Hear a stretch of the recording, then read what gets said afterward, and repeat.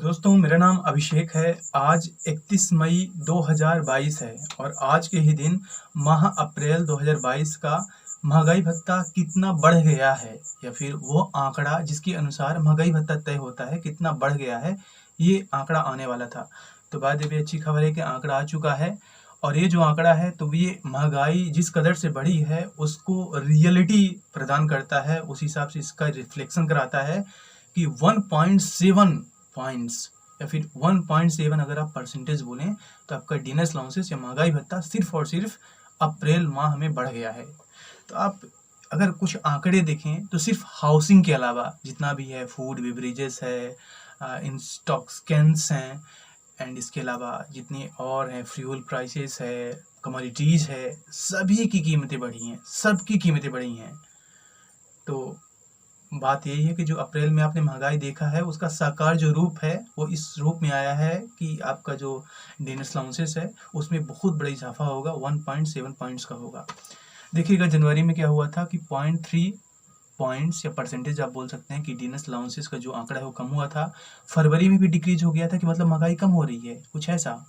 तो मतलब 0.4 आपका आंकड़ा ऑलरेडी कम हो गया था। देन उसके बाद इंक्रीज होता है मार्च में, अप्रैल में फिर अब इंक्रीज हुआ है। तो इसके बाद अब ओवरऑल अगर देखा जाए तो 2.3 परसेंटेज आपका महंगाई भत्ता अभी के हिसाब से बढ़ गया है। और जितने गवर्नमेंट एम्प्लॉयज़ हैं, ठीक है ना, चाहे आप सेंट्रल के हों स्टेट के हों, तो आपका साल में 2 बार डीएनएस अलाउंसेस रिवाइज होता है।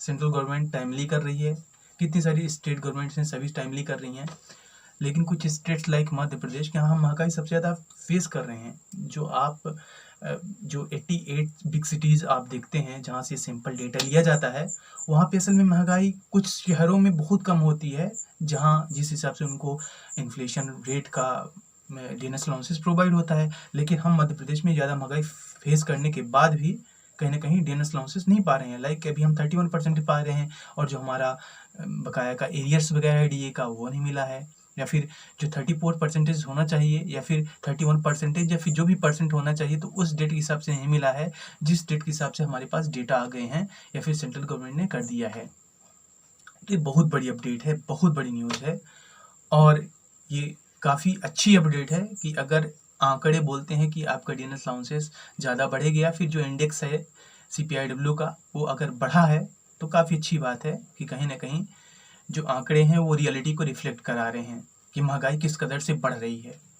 तो जितने गवर्नमेंट एम्प्लॉइज़ हैं, अप्रैल के बाद ये मई का जून में आएगा, देन आपका जून का जुलाई में आएगा, मतलब आपका 3 महीने बाद आप देख सकते हैं 34 से कुछ और परसेंटेज आपका महंगाई भत्ता बढ़ जाए।